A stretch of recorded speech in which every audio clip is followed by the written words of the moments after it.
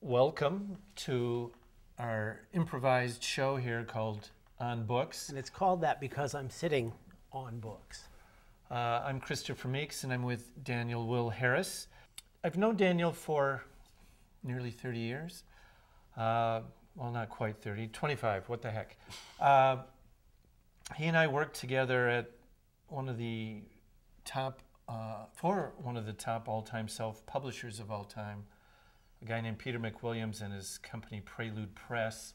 And now it took us 25 years to figure this out, but we too have become our own publishers. And I'm interviewing Daniel on his book, My Wife and Times. Daniel, after he left Prelude Press, went on to write 8 books in the computer field. He's sold over 1 million copies of his books combined.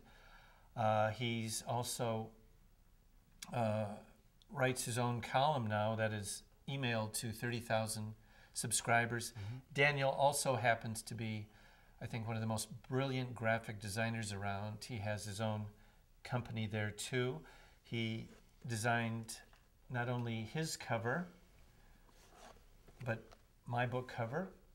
And he works for many major book publishers and smaller ones, does corporate logos, but is brilliant in text, which brings me here today.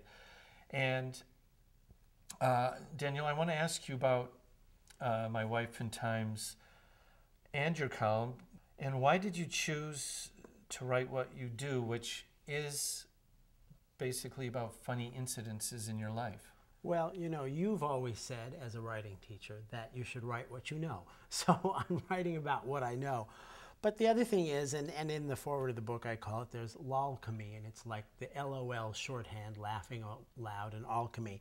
And I think if you take events in your life that, you know, maybe weren't the best things or annoyed you or upset you in some way, but you see the humor in them and you kind of turn them around, you're really changing memories, you know. So it's kind of like my version of a memoir because it's the way I choose to remember things. And it's therapeutic for myself, but it's also therapeutic for the readers because they see themselves. I get emails from all over the world from people saying, well, this has happened to me and I never saw that it was funny before. But so it helps other people relate to these things and to laugh. And I think laughing is the most important thing that you can make someone do. I happen to look at your book at Amazon.com, and that's a lot of the feedback I'm seeing that you've received, that you do make people laugh. One of the pieces in here happens to be about the time that you got deeply sick, colonitis, was it? But you were near death, and yet it comes out, well, dramatically, but also you bring out humor. Is it just the way you see the world, or do you work at it? Oh, I work at it.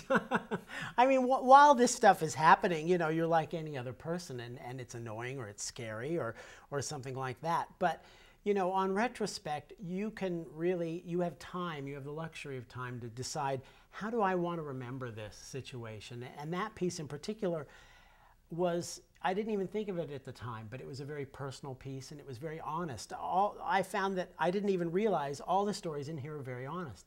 This is who I am and this is who my wife is. And I didn't realize I was revealing all these things, but I just say what I felt like saying in a way that makes me feel good, that I think feels hopeful, and then hopefully that other people will have the same reaction to it.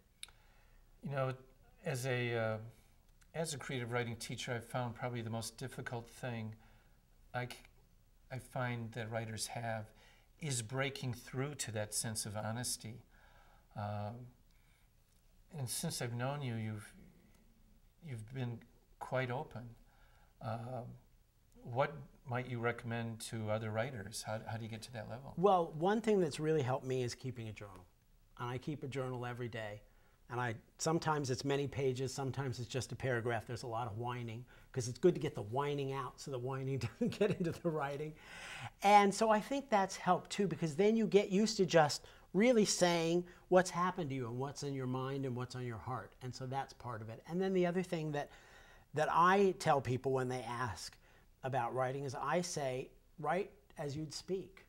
You know, write in a conversational way, because a lot of people talk just fine, and then when they go to write, they start to get stilted and they try to make it, you know, grammatically perfect, and obviously none of that matters to me, as you can tell from reading the book. But it doesn't matter to readers. You know, what matters to readers is the story that you're telling and how you tell it, and so it's very conversational. And one of the comments I get a lot that I like from people is, it's like you were just sitting there telling me the story. Yeah. Well, you also happen to have a wife who's one of the great editors of the world. And even though the book is called My Wife in Times, you never mention her by name in here, and I'm curious about that. Well, she's a very private person, so at first when I started writing about her, it surprised her, but as long as I didn't use her name, it was okay. And so she's been a very good sport about it, and now she actually likes it to the point that when Prince Charles and Lady Camilla were in our tiny little town in Point Reyes, there's only 300 people there, and so they were in town, and she went up to Camilla and handed her a copy of the book and said, "Here, my husband wrote a book about me." And Camilla said, "Oh, how lovely for you." Go home and immediately read it, right? Wow. Now, as a writer, what's your process? That's a big question I often get. What's your process, especially since you're writing a column? Do you just have to go out and live life to write a column? Or well, it really helps, because otherwise I have no material. But you know, I know you're very disciplined, and I wish I was more disciplined. But me, I guess I'm more intuitive, and I have to wait for stuff to build up to the point where then I just kind of have to write it. And I sit down and I write it. And the best things, I mean, what feels best is when you can just get it out and it just flows and it all comes out at a single time. And then you put it away and you come back later and you edit it and you clean it up and you cut a lot of it out. But it doesn't always work that way. Sometimes I'll get an idea for something and I'll start writing and I'll get like a paragraph and that's all, and it won't go anywhere, and I'll put it away. And then maybe months or years later, I'll decide, I figured out what the angle is, and I'll be able to finish it. But I really prefer, I mean, one of the things that I learned from this is how to write short, because I used to write very, very long. And these all are between 800 and 1,200 words, except for one story, which is about 25 pages long. But there's a real, you learn a lot from having to edit yourself and having to make it very concise and tell the whole story in a small space. And I think that was a great thing for me to learn how to do. And also then as a writer, you get a real feeling of accomplishment, you know, because you get a story done and it doesn't take that long. And last question, what have you learned from publishing your own book, and what would you do differently next time? Well, I think self-publishing is a great thing for anybody these days. First of all, it's practical and it's inexpensive. But the real thing is you can get the book done exactly the way you want. And you know this from your experience too. You can get the cover design you want. You can get the interior design you want. You can have the book edited the way you want. And as a writer, that's a really big thing, because a lot of times, even if you have a big publisher, your book will come out and it will sell, you know, not as many copies as it would sell if you self-publish it.